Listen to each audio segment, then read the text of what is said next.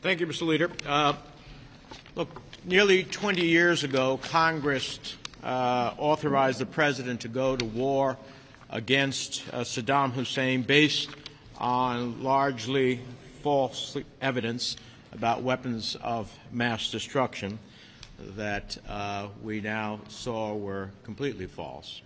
It's a vote that I voted against in the House of Representatives. After the fall of Saddam Hussein, presidents have continued to stretch the use of the 2002 AUMF for purposes wildly beyond what any member who voted for that resolution could have ever intended. But as this administration has confirmed before the Senate Foreign Relations Committee, the 2002 AUMF has outlived its usefulness, and repealing that law would bear no significant consequences on any ongoing military operations conducted in the direct interests of the United States and for the protection of our troops and other citizens abroad. Now, the war against Iraq and Saddam Hussein ended long ago, and today the U.S. and Iraq are actually engaged in a strategic dialogue to better pursue shared security and economic interests. You don't have a strategic dialogue and having a continuing authorization for the use of force against the country that you're having a strategic dialogue with.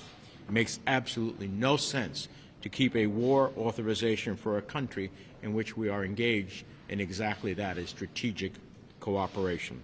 It's past time that Congress act responsibly, repeal this outdated authority. That's precisely what we intend to do. I want to acknowledge Senator Kaine, who has been a very powerful voice in our committee on this, as well as Senator Young in a bipartisan effort. It passed the committee in a bipartisan effort. Lastly, on USICA, I will just say we have spoken with one voice.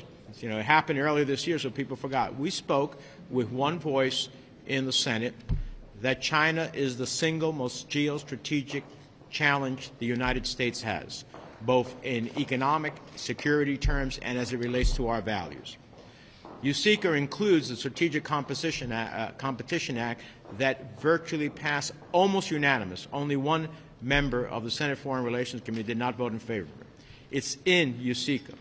So we have the economic wherewithal to make sure that we can compete with China, and we have the foreign policy initiatives that are necessary to confront China as we deal with this strategic competition. So I applaud the leader for including it in NDAA. It's already had overwhelming bipartisan support. It should be a no-brainer.